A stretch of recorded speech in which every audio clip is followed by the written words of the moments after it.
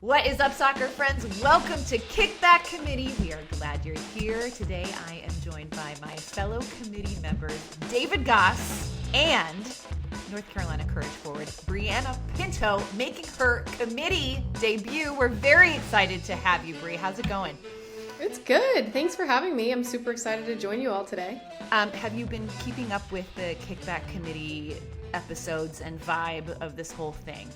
Yes, and it's so fun. I love that you all cover the sport and just all the different leagues. It's been awesome. That makes me really happy because we want to, this is the whole concept of this thing is that it's like the group chat, So like just good vibes, good banter. That's what we're all here for. Although I did realize something, which is we have a pre-production meeting. We did not talk about this, and we had settled on that we are going to now, going forward, be doing at least an end-of-show 1-minute Great British Bakeoff review from the previous episode. Brianna, do you watch GBBO? I do not. Okay. Have you ever? I have seen it, yes. Okay. I would highly recommend jumping back on the train as a way to stay connected. Brianna, it's one of those shows that, like, it just makes you feel good. I just, if you're ever having just, like, a stinker of a week or something, it's like, put it on. It makes you happy. It's like, it's just so positive. I end up like crying after every episode, but like emotional, happy tears. Like, it's not like sad. It's like, oh, it just feels so good. So, Goss and I are going to do a quick little recap at the end of this. And I'm very excited about it because I have thoughts after last week's bread week. We all know it's a killer.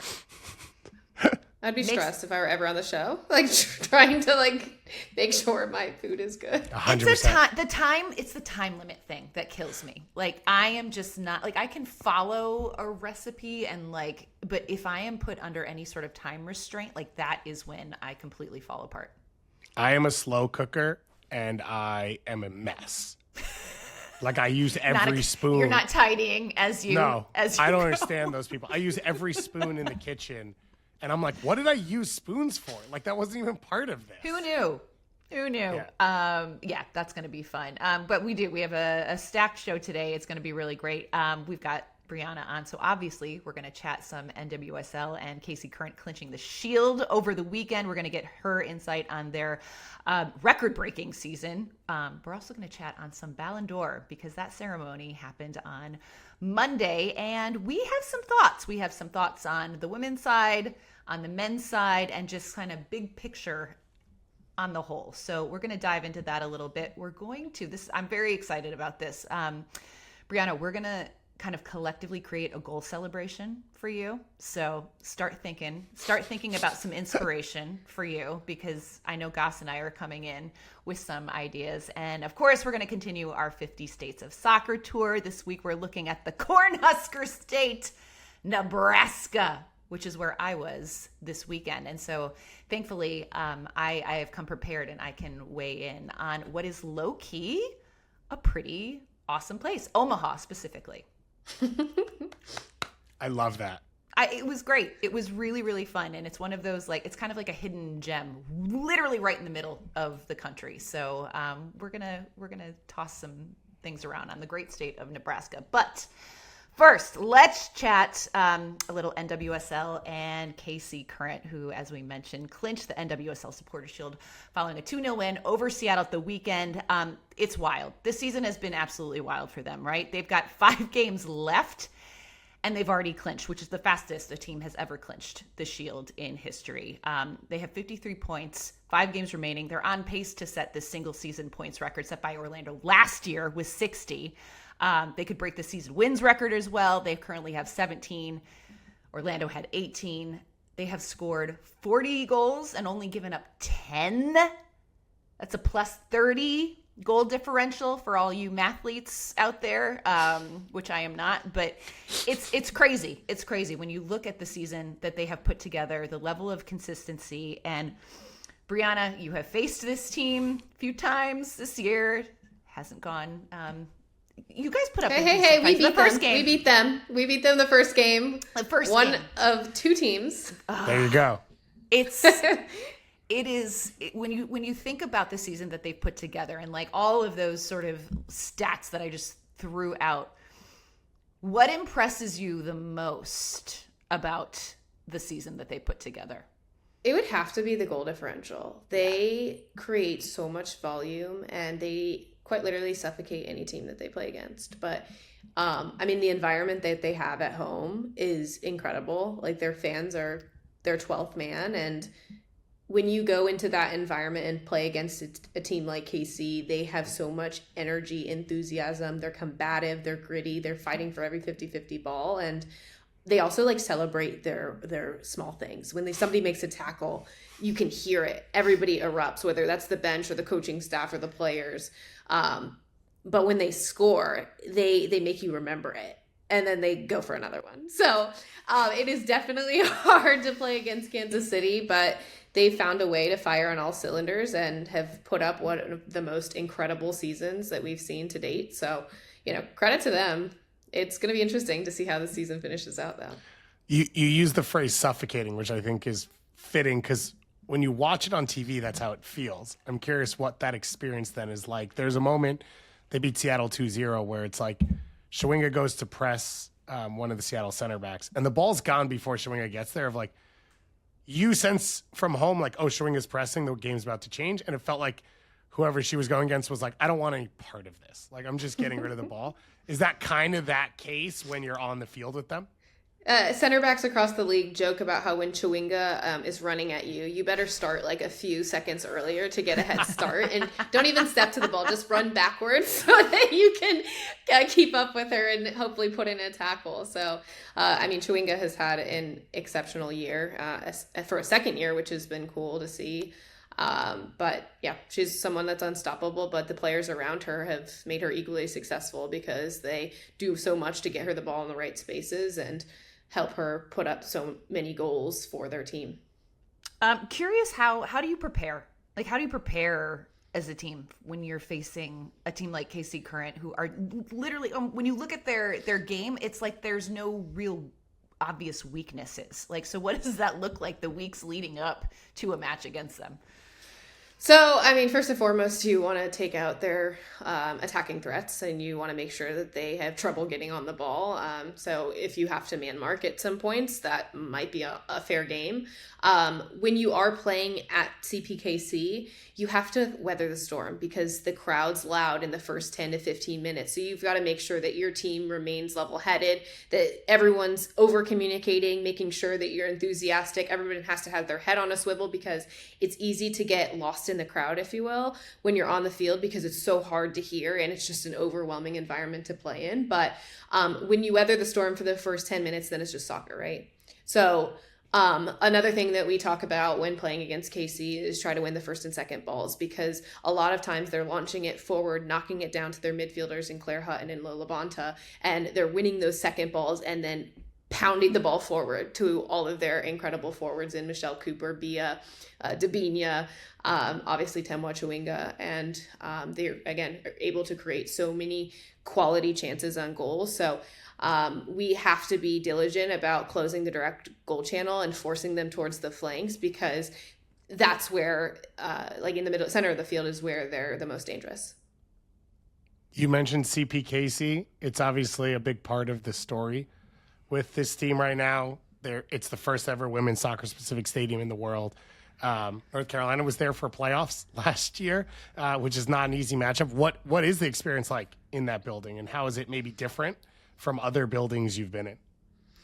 I think it's cool as a player. Like when we played there this past season, like even as the opponent, it feels like the women's game is here and has made it. And I think it's an incredibly powerful moment because it shows that those people are there to support women's soccer, specifically in that case KC. But coming into an environment like that, there's no better opportunity to get an upset on the road.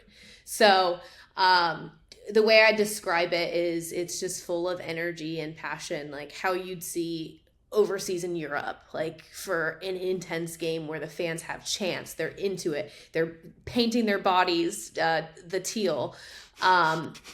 They're doing everything to make sure that they have the home field advantage, and they want it to make it a place that nobody wants to play in as the opposing team. It's actually interesting that you say it that way because, Suze, I know you've been in some of these conversations. You've heard players, MLS and NWSL, talk about that players actually get up to play at Portland because the atmosphere is so good. And for some teams, they don't play in front of great atmospheres all the time, which almost makes it more impressive that KC is dominant at home. Because yes, in theory, home crowd behind you, you should win. But sort of you get then for other people, like it's a bigger deal maybe than the average regular season game, which only makes it harder to be so dominant as they are. Yeah, I mean, when we play at a home, we kind of have the same attitude because we love to defend our home turf, and there's a lot of pride that goes in behind that. Same could be said for Kansas City. So I think the fact that they're getting everyone's best game is a testament to how resilient their team is, because they've been able to secure so many victories both at home and on the road. And, you know, their goal differential just shows that they're not giving up a lot of chances, and they're creating a lot of chances on the other end to score. Yeah, it's complete. The goal differential is staggering. But what's interesting, Brianna, is that only 3 of 11 Shield winners have gone on to win the NWSL championship. So it's not necessarily an indication of all the success that they had in the regular season. It's, you know, what can they do now looking ahead to the playoffs? And when you clinch it this early, like, you still have 5 matches to go in the regular season. Mentally, like, do you think that could be a disadvantage to them? Perhaps maybe clinching too early wasn't the best, you know, because you want that momentum to carry on over into the playoffs. But now they've got like a sizable break before that even happens. What are your thoughts? I don't envy their coaching staff, because there's a lot of decisions that have to be made in terms of player management, making sure that they're getting the players that may not be seeing as many minutes, but also protecting their starters, because for KC to be at their best, they're going to want their best 11 players on the field come time for playoffs. So to some extent, yes, I would consider it a disadvantage, because you don't want to get complacent in your last few games before playoffs start. But we even saw it in the 2023 season, where Gotham got hot at the right time and, you know, went on to win 3 games and win the championship. So the reason I said it'll be interesting to see how playoffs go for the NWSL is because even though KC has had a remarkable year, another team could come in to steal and win 3 games. Yeah. That's what it's about. It's qualify and win 3 games. Yeah. It's interesting because last year we came into the playoffs and we're not there yet. And it felt like the top 4 seeds were arguably 4 of the best teams in the history of the league. And I think for many of us, it felt like North Carolina was only just behind it, and not having a home game was going to be a big part of not being in that convo, where this year there's this huge gap where it's KC, then it's Washington really far down, and then it's everyone else really far down from that. And I think that's affected some of the points a bit. I think that's part of, not taking anything away from what KC's accomplished, I think part of it is like there are more points to be had maybe in this year than they have been in past years. But then it also is like all the expectations are on your shoulders, and other people are now sharpening their skills and intensity because everyone else is playing in the playoffs starting now. Everything's a playoff game until you get there. And then for Kansas City, they're kind of sitting around and waiting. And the other thing that's interesting is they would have been a neutral site host last year.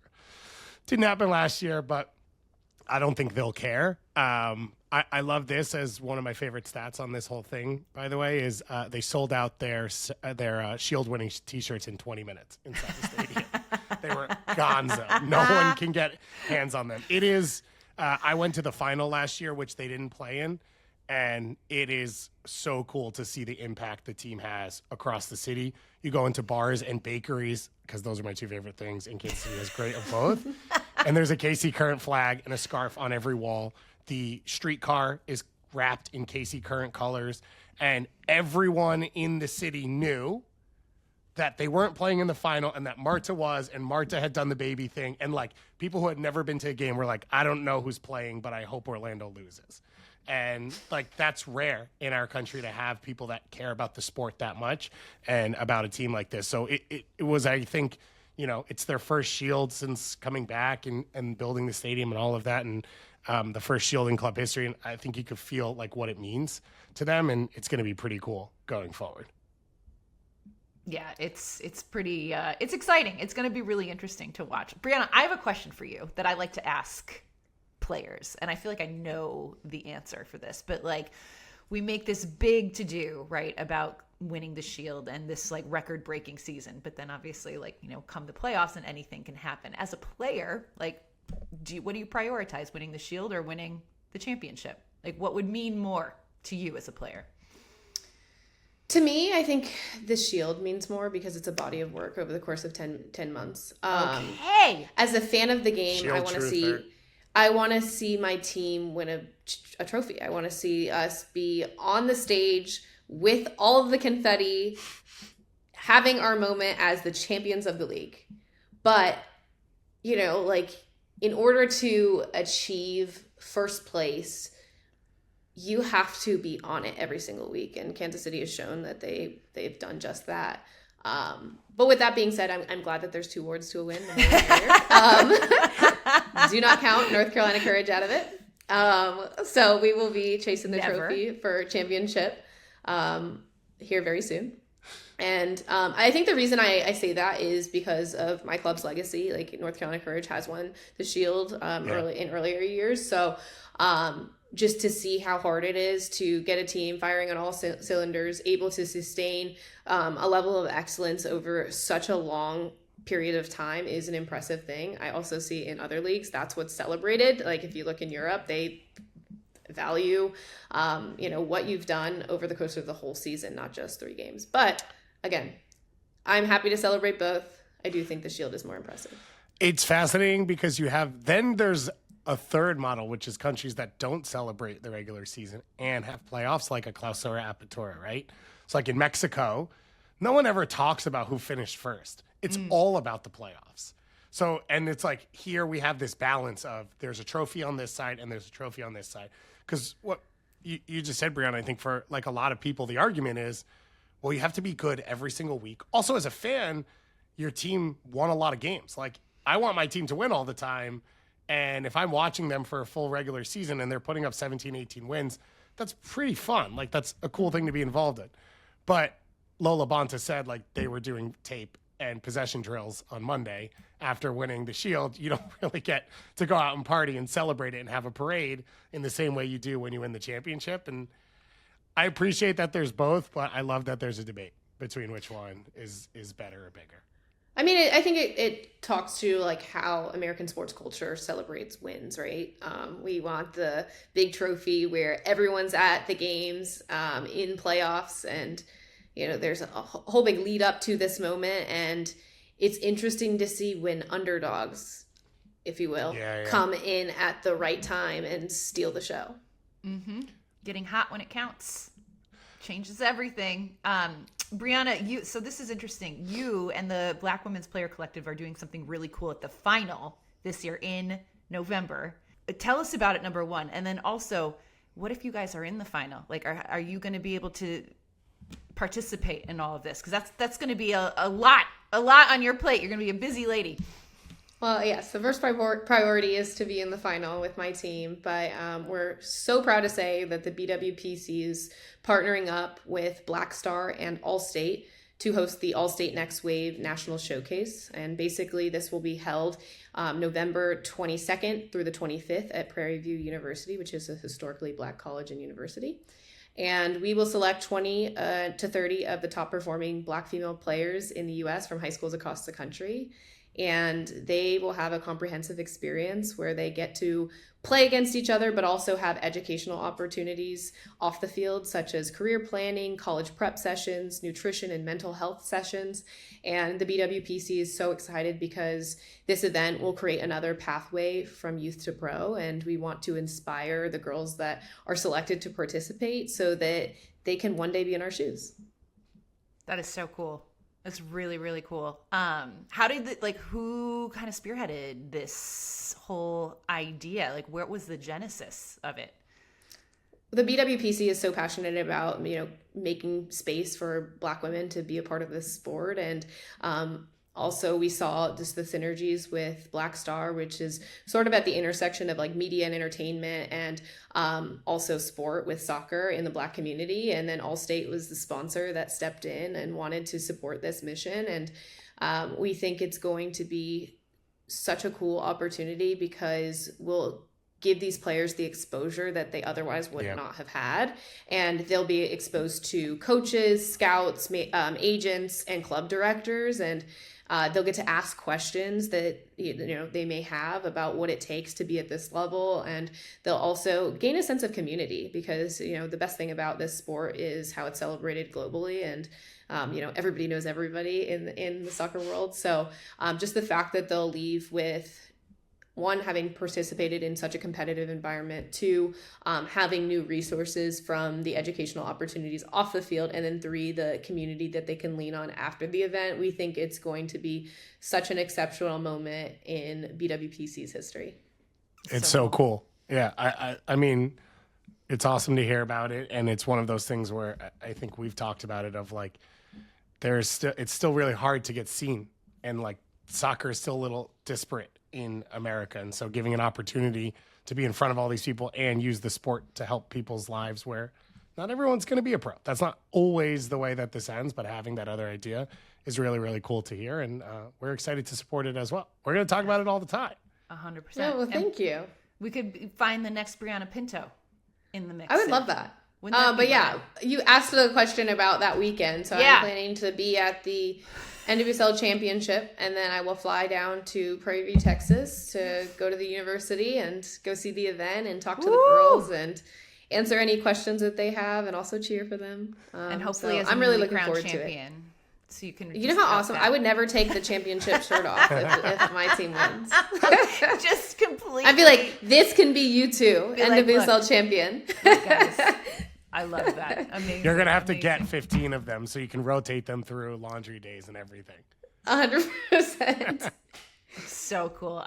So like Gus said, we're going to be talking about that a lot leading up to it, which is just so very cool. Thank you so much for sharing that. All right, guys, I don't know if you watched the Ballon d'Or ceremony.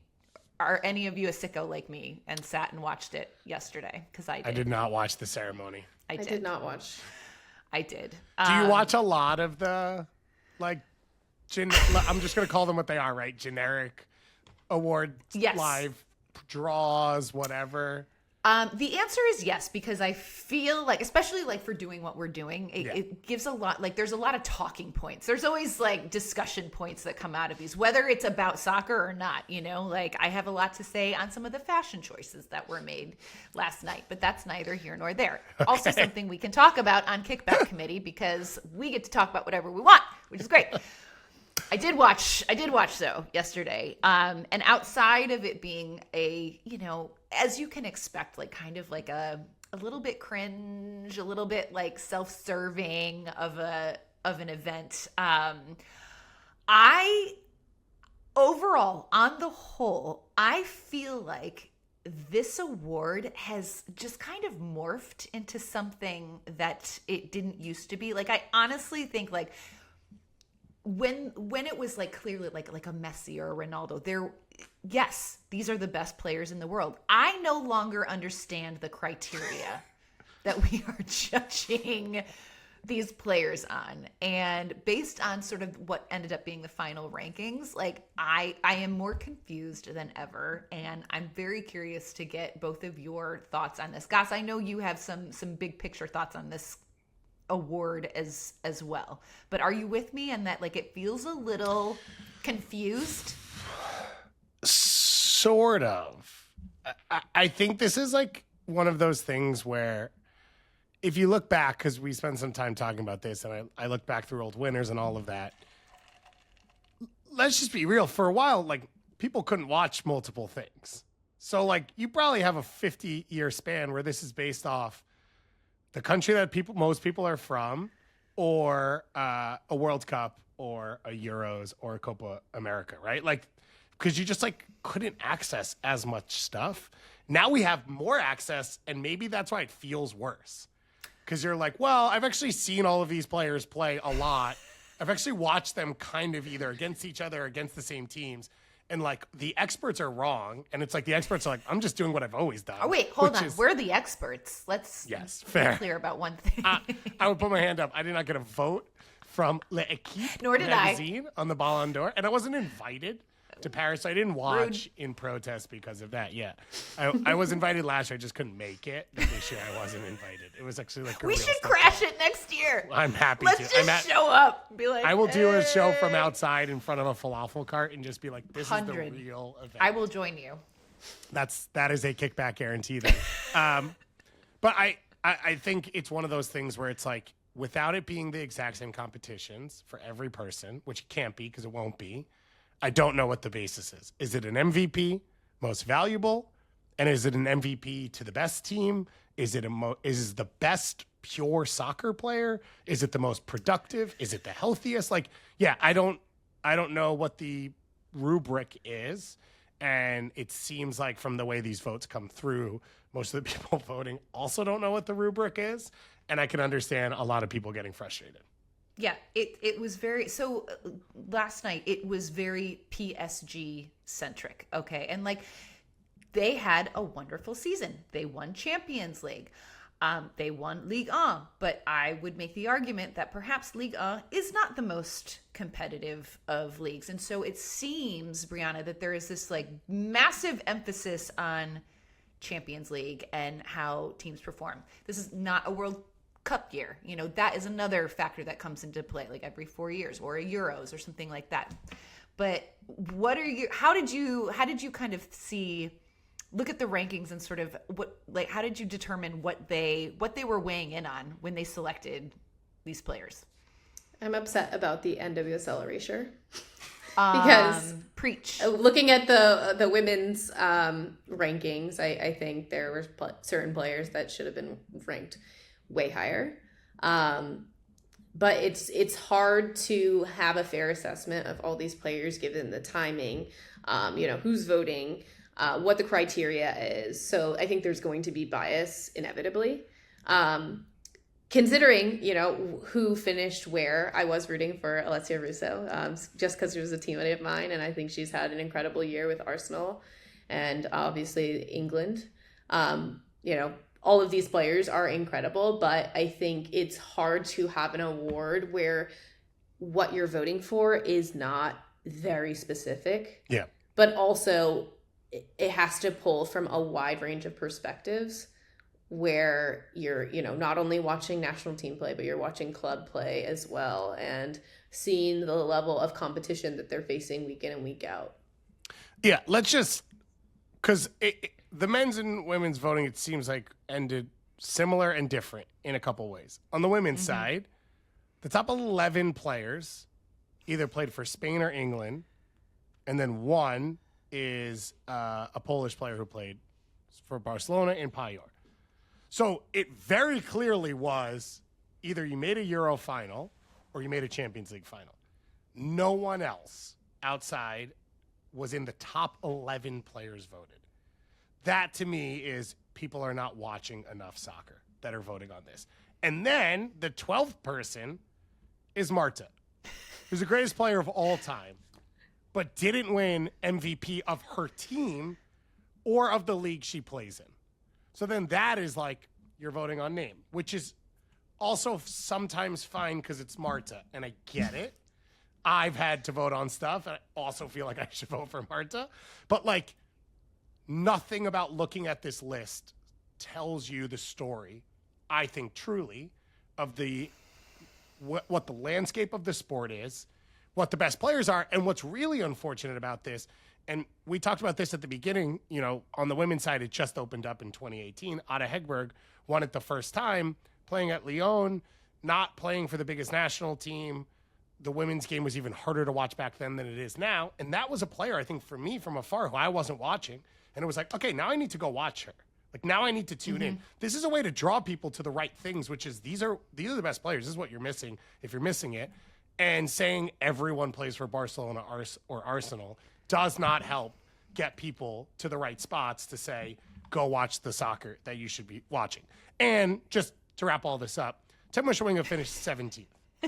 Like we just talked about, this will be now back-to-back years where she will be the best player in NWSL. She will win back-to-back MVPs, and she finishes 17th behind a number of players who are not as impactful and are not as central to their team or successful, but she plays for Malawi, which is not going to get noticed, and is playing for Kansas City, which clearly doesn't get noticed enough either. But to your point, it makes me realize, like, you know, talent is not just in the places where we look for it. Talent's everywhere. And Temwa Chawinga is a shining example of that. There's talent in Malawi, and we're seeing people come from all of these different countries, and specifically in the NWSL, being celebrated for how great they are as players. And to me, that was the major miss of these rankings. Mm-hmm. Temwa Chawinga should absolutely be in the first 11, if not the first 5. Yeah. Because she is so impactful. So I just think there's a greater conversation specifically on how we're covering the women's game, the resources that we put towards making it available to watch, and then also like how we're perceiving all of these different players. Yeah. Do you think Aitana Bonmati deserved to win her third consecutive? I think Bonmati is an incredible player. Okay. There's no arguing that. Bonmati That's where it comes back around. is exceptional. I am not. Let me be very clear. I am not upset about Bonmati winning. This I don't think award for the anyone third is. consecutive time.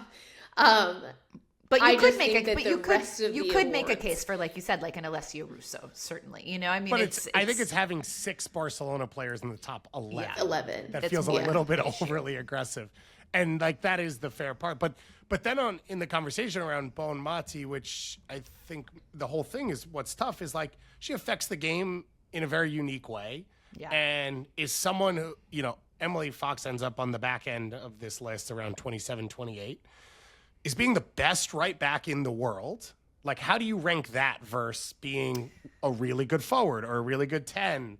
You know, Kira Walsh has been high on these lists. Like, the way she affects the game isn't going to come out in the numbers. And I think it's why it's really, really hard to do these things. And I have some space for that. But then when you look at this list, you're like, but I was going to give you some credit for, like, it's really hard, but you did a really bad job.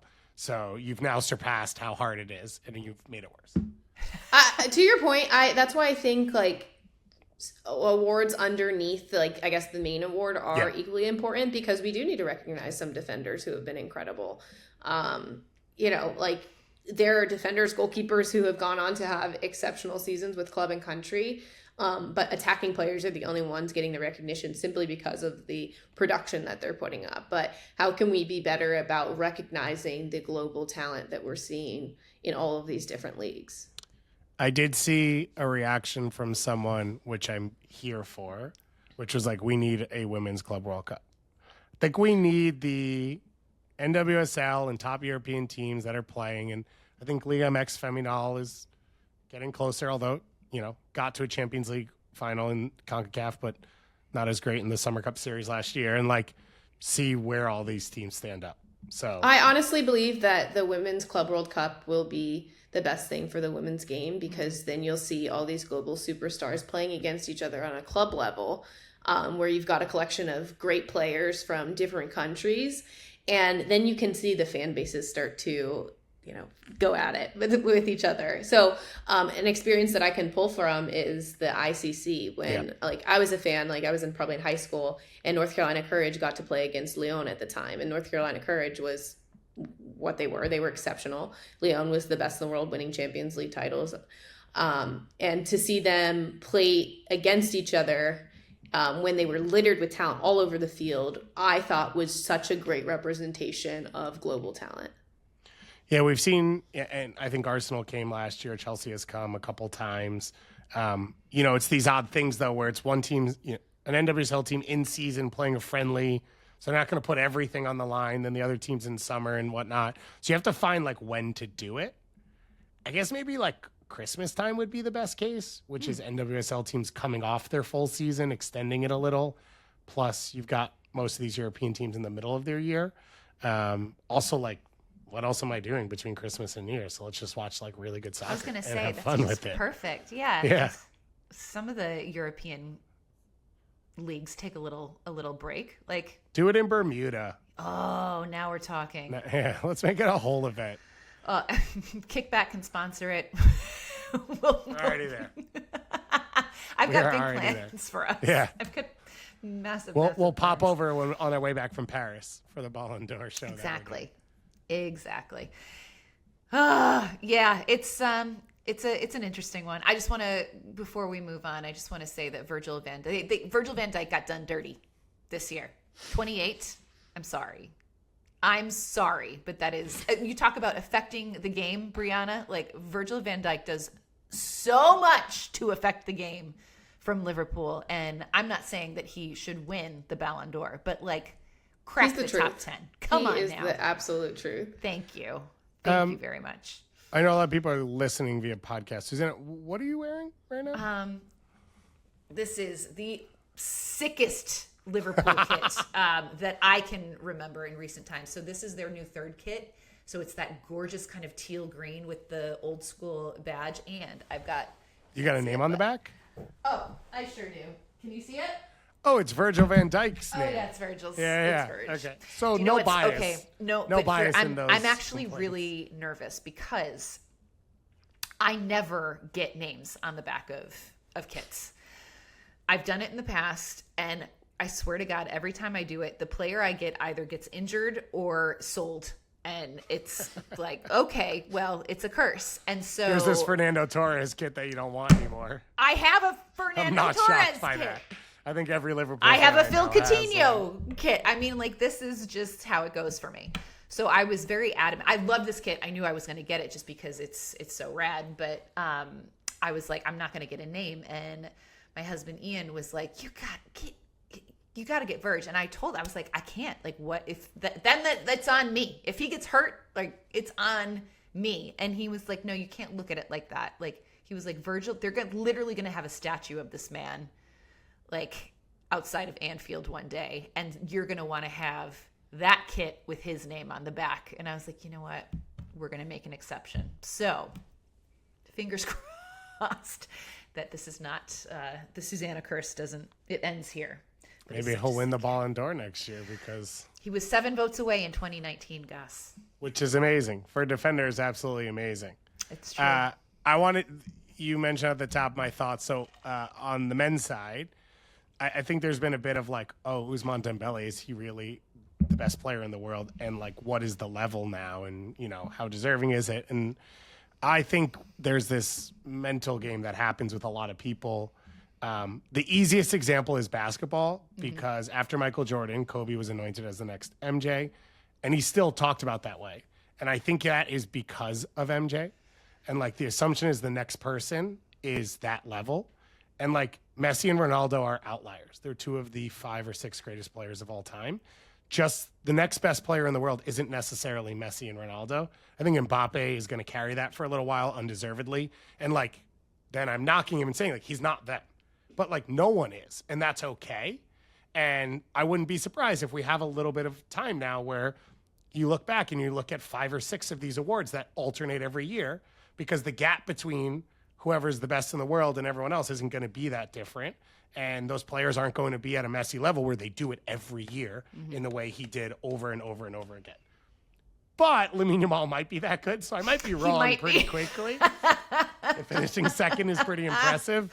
And He's he pretty basically good. won the Euros. Yeah. Time is on his side as well. He's all right. Time is on his side. But I get frustrated when people kind of push this of like the assumption that the best is next. Now, LeBron James is that good. And if he had come right after MJ, yeah, you would have been right. But you weren't, and it didn't happen that way. And I think you see it happening again now. And I find basketball the easiest one to do because stars are very obvious. You could do it with tennis, like post Serena Williams, post Roger Federer, like the assumption that the next person was one of the 2 greatest players of all time. And then like you get into this weird space, right, where it's like Serena would take off a tournament and then win. And it's like, oh, other players will do that. It's like, no, that's not none of that is normal. So we can't just anoint other people like this, but also like respect what you can enjoy with them of like, these are great athletes and great players and all of that. And I think in soccer, like people get stuck in these weird spots because Messi and Ronaldo felt so inevitable. Like it was 20 plus years now of them being the 2 best players on the planet, winning everything all the time and being really durable. So like always being healthy. And we would be lucky to get something like that again. And I think if we do, it still takes time because these people are generational. I 100% agree. And also, like, I think that, like, I loved the Messi Ronaldo era. I think everybody agreed. I think anybody who was even in the mix for the Ballon d'Or during those years would agree that one of those guys was probably going to win it and deserved it, Like it was not a question. It's just interesting that the last 2 years where we've seen a Rodri and this Ousmane Dembele this year, who has, he had a fantastic season for PSG. I think he was the most unplayable player for the best team. But Gus, the season before, I would sit there at the desk on Morning Footy and just lament his lack of finishing ability. Like I was like, this guy cannot. He was the most frustrating player to watch, and I was like, all the talent, he does all the work, and then couldn't finish. And so it's just the way that the narrative has changed around him. But it's, this kind of gap years, I guess we could say, before we anoint to the next Messi or whoever, if it is Lamine before Yamal, Jack McGlynn starts winning everything. Jack McGlynn, hell yeah. Here for it. I think it's important to celebrate the players that have had extraordinary seasons and deserve it, because there is probably going to be that time when another one or two players come around that just completely dominate the narrative. But my issue is that I just want to be clear on what the criteria is. Thank you. And if it's just winning Champions League, then I'm out. Okay. That's all I'm saying. I accept that. Thank you. Thank you for your support in that. Brianna, we want to do something fun with you today. Not that we're not having fun. Just to be clear, I am having an absolute blast. But I don't know if you saw this a couple weeks ago. Diego Luna scored a goal against Sporting Kansas City, and he did this goal celebration that at the time when I watched it, I was like, oh, well, that was a choice. It was interesting. It was like kind of like a little shimmy, and not really what we have seen him do after scoring a goal before. But then come to find out that it was actually a young fan, a little girl, drew him a picture of a goal celebration, and he told her that if he scored a goal, that would be his celebration. And lo and behold, he scores, and that was what that shimmy was. So she sort of illustrated what she wanted this goal celebration to be. I love a good goal celly. I think it's so fun. I think it's fun to see the personalities of players come out. You yourself scored a goal not too long ago in a 2-1 win against Angel City. Thank you very much. First of all, what did you celebrate? Are you a goal celebration? I blew a kiss to the crowd. This is my second game winner against Angel City this season. So they've seen two of my celebrations. The first time I shushed the crowd because we were at Angel City. And then this time I blew a kiss to our crowd because they've stuck with us and we're on our upward climb to get to playoffs. So, I was super pumped because that was a big win for us and something to build off of. So how pre-planned is this? This one was not as planned as the shushing the crowd. I had subbed on into the game at the game versus Angel City in LA, and the crowd was being so annoying. And I was like, you know what? If I get in this game, I am shushing them up. This one, they were annoying as in they were just had banter, and they were just in our ears on the sideline, you guys suck, and I was like, you know what? I always wonder how much you guys listen to that, and how much you're able to kind of tune it out. You do tune it out to some extent, but just every once in a while, it's I'll show you. But the one for North Carolina, Douglas, by the way, is a Washington Spirit fan. Went to the away game last Thursday against Angel City and confirmed that the Angel City fans know a lot of things and love to yell a lot of things. They love to yell.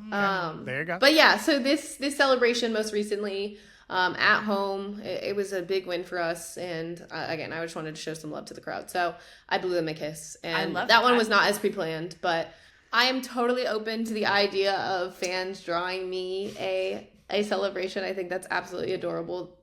Just the fact that, one, she drew one for Diego Luna, and then two, that he followed suit. I think that's so sweet.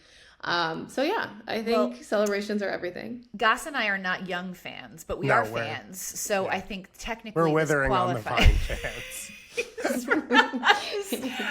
But because Brianna, obviously, you're going to score again this season, duh.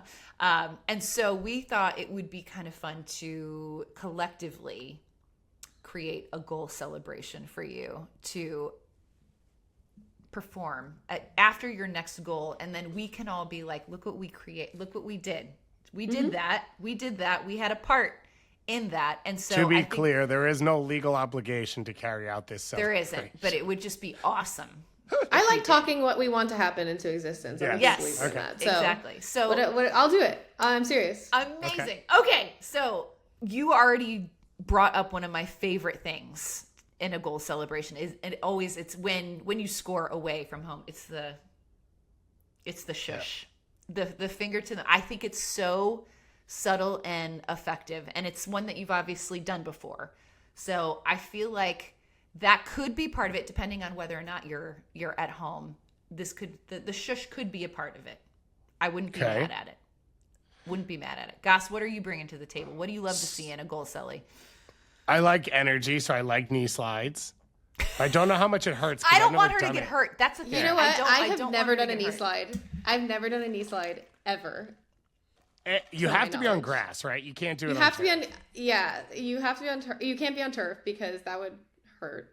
I'm gonna test that out at practice this week, and I'll get back to you.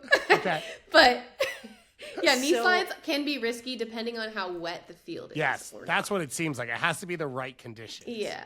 I do not want Brianna to get hurt. I will that's the worst when like somebody really goes for it and ends up like, pulling a Are you a fan? Are you a fan of the Lola Bonta, which is faking the injury in the celebration? Look, that was iconic. I can't even lie to you. That's pretty. You know how much press that got? Yes. It was genius. It was fire. I mean, she is kind of the goal celly queen, but we had her on Morning Footy, and she thinks about it, and like she has like an arsenal of cellies in her brain that she can go to. So do you Brianna? Do you talk about it in the team? Like, of course.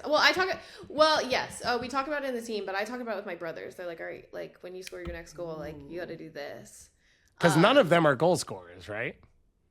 They played midfield. Well, my younger brother plays midfield, and then my older brother played outside back. So So like you're the one. They're pinning all their hopes on you.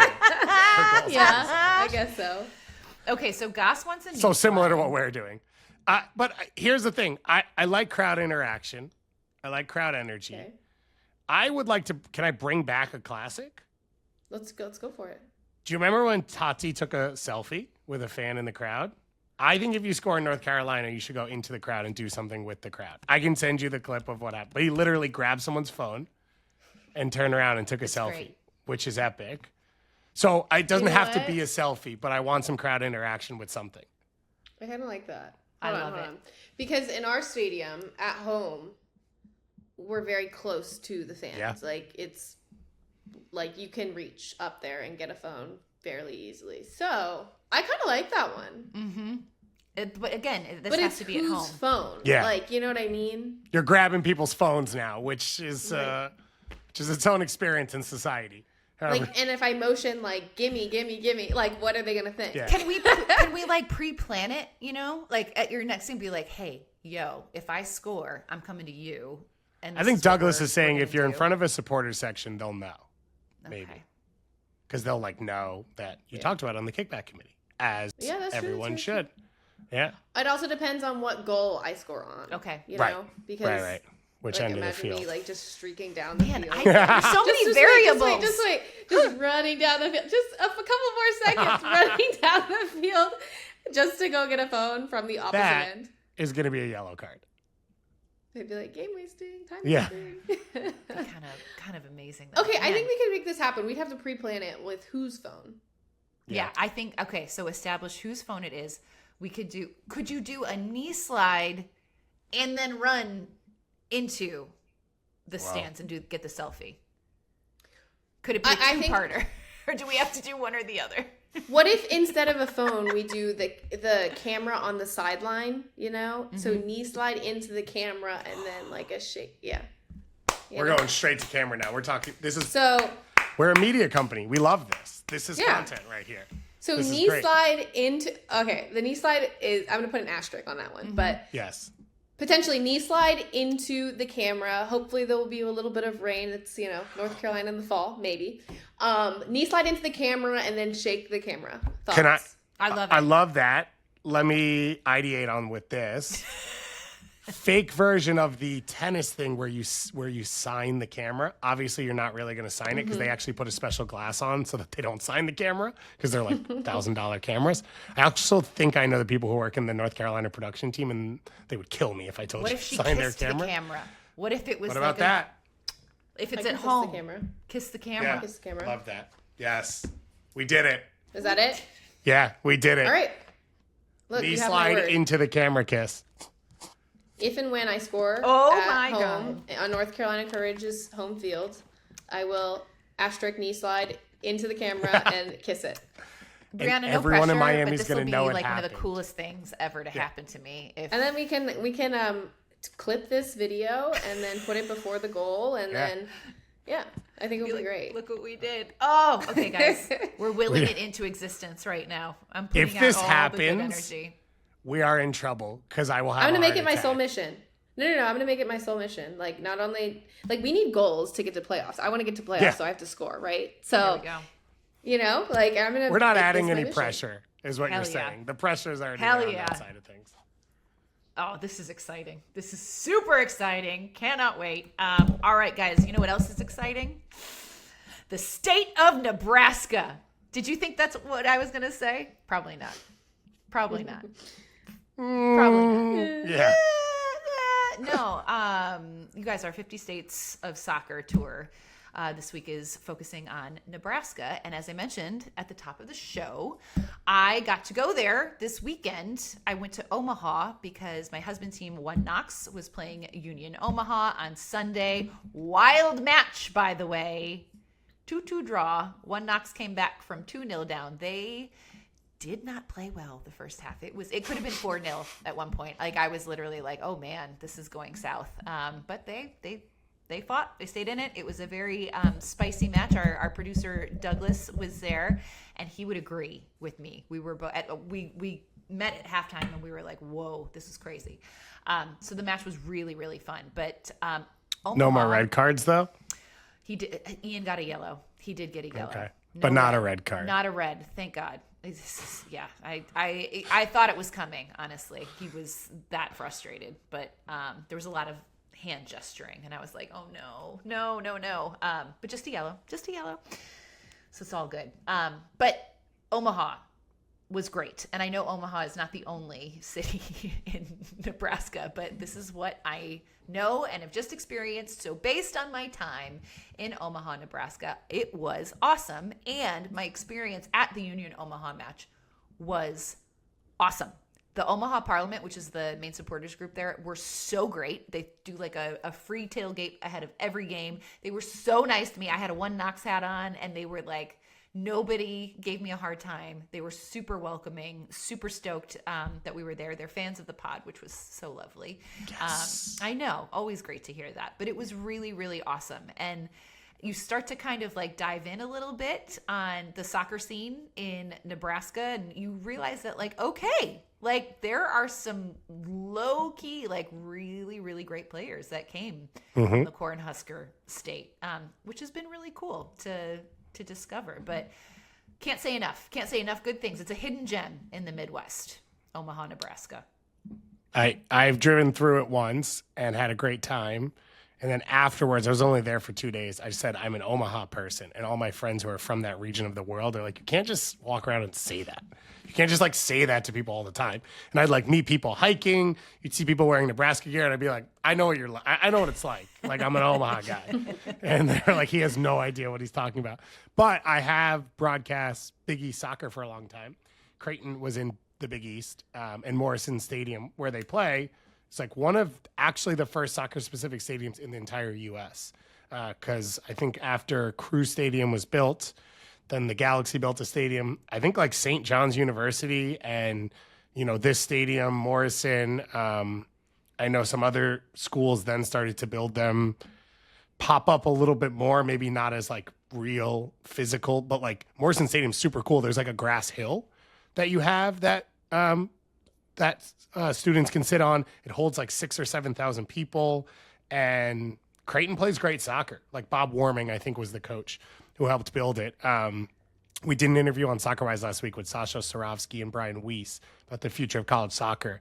Sasha used a really interesting line where he said, college soccer kept the light burning for soccer in America after NASL collapsed, before MLS and NWSL came back into the scene, which is a really cool way to say it. And so when you go and look at the schools that were a big deal, like there's a lot of cultural stuff with that, of like, there are people who grow up saying like, I mean, Brianna's a UNC said, like on the show, my dream was to play for the UNC women's team. Like that was my peak, and that's what I wanted to do. I think there are Wake Forest fans like that. I think there are Georgetown fans, Maryland fans. Now I think there are Marshall fans and University of Vermont fans. Like, and that's their team. And Creighton has been that, and University of Nebraska has been that.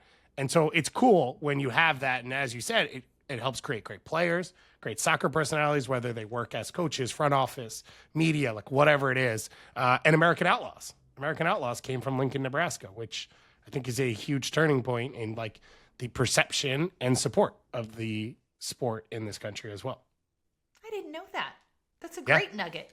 Look at Goss coming to the table. We're going to talk about it more in the happy hour. Yes, we are. I was supposed to allude to that, but I forgot. Thursday, 5:30 p.m. live on our YouTube channel. Do you have any experience or knowledge, Brianna, of Nebraska soccer? I can talk about Creighton men's soccer. Coach Elmar Bolovich, he was the former head coach at UNC men's soccer, was actually my dad's coach. But he left UNC to go take over the program at Creighton, and they won a couple Big East titles and had an exceptional program. But I think it's just cool to see in these communities in the middle of the country where there are like tons of people still celebrating this sport and have had so many different opportunities to get all these people from different walks of life behind it. Like, I think hearing about the Omaha Parliament has been really, really cool. Said they were founded in 2019. So just the fact that they've been at it for a little while now is neat too. They're awesome. Shout out to Catherine. Apparently, Catherine is the best, and she does an incredible job for them. They were loud. They had awesome chants. They were up on their feet the entire match. It's really cool too, because the way the stadium, they play at Werner Field, which is just south of downtown Omaha. And it's a baseball stadium, but they do a really nice job. Like the field actually looked pretty good, but they're kind of like in the outfield, like behind the goal. So they're on like a hill, which is really cool. And it's like this big party like out on the hill. And it's just like such a good energy. It was a Sunday 4 p.m. kickoff. Really nice crowd there. Like the people that were around, like I was kind of wandering around, like they were very informed soccer fans. They knew about the team, the players. I could hear the soccer conversations happening. But it was just really, it was lovely. It was really, really cool. And so I even next year I was like, I'm coming back. Like this is going to be like on my must go to list of games, because it's such a cool, it's kind of like exactly what you would want from like a USL League One scene. Like it's small, but it's mighty in its own right. And I just had the best time. I also had a Reuben at the birthplace of the Reuben, guys. The Reuben sandwich was apparently invented in Omaha. I did not know this. Do you believe it? That told me. Did you go through the history? Whole history of it. And so, and the bartender that we went to this restaurant called the Orleans Room, which is in the Copperstone Hotel, which is like an old, beautiful Art Deco hotel, absolutely stunning. And the bartender knew all about it and was like, actually, there's a place across the street that they also claim that they had the first Reuben, but really it was here. And so it was very interesting. It was a delicious Reuben also, by the way. So can't go wrong. Can't go wrong with pastrami and sauerkraut. You can't. It's delicious. Yeah. It's really, really good. So and the Union Omaha, fellow Owls, soccer-wise, also an Owl, so we love Union Omaha at all times. I think, Brianna, you said 2019, right? They started 2020, something like that. They've already beaten multiple MLS teams in Open Cup. They've been a pretty consistent piece in USL. So now it's cool. Like you have this history of, okay, people are Creighton soccer fans. People are University of Nebraska soccer fans. Like people watch Premier League games, whatever. This is the idea is like, now you can bring a pro team that all of that can sort of pour into together.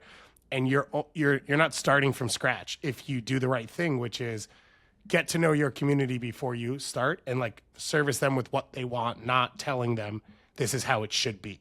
And I think we're hopeful that like Boise is going to be that way as well, which I think would be cool for them to have something a bit more regional, sort of, if that's what you can call it. I think all these places are pretty isolated from my experience driving through. But it's really cool. And as you said, it turns out there's like really good soccer players from Nebraska overall, which I don't know that I was fully prepared for. So I'm stoked about. Yeah, so as we do every week, we're crowdsourcing. So you guys that have any knowledge or are from Nebraska, please weigh in on best soccer bar, best players, best five-a-side, best youth team, urban legend player, all of the things. Let us know what your thoughts, and then as David mentioned, we will put a pin in that at our happy hour on Thursday evening.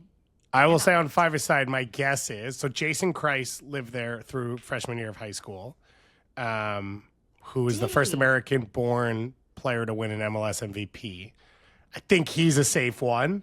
Yeah. Paige Nielsen is like 3-time high school player of the year. I would never have guessed that Paige Nielsen was from Nebraska. That feels like an obvious one. And then Duncan McGuire, Omaha native, Creighton grad, and then Sarah Weber, Lincoln native, Nebraska grad. It feels like those 4 might be fairly safe. I would think that seems reasonable. Yeah, like you have to be really good to knock one of those off the list because those are competitive with any state we've done, really. Yeah. Of as good as those players are. And then there's some debate points, what you could have as a 5th player. We have Tyler Pollock, we have Brent Coleman, and Blake Malone.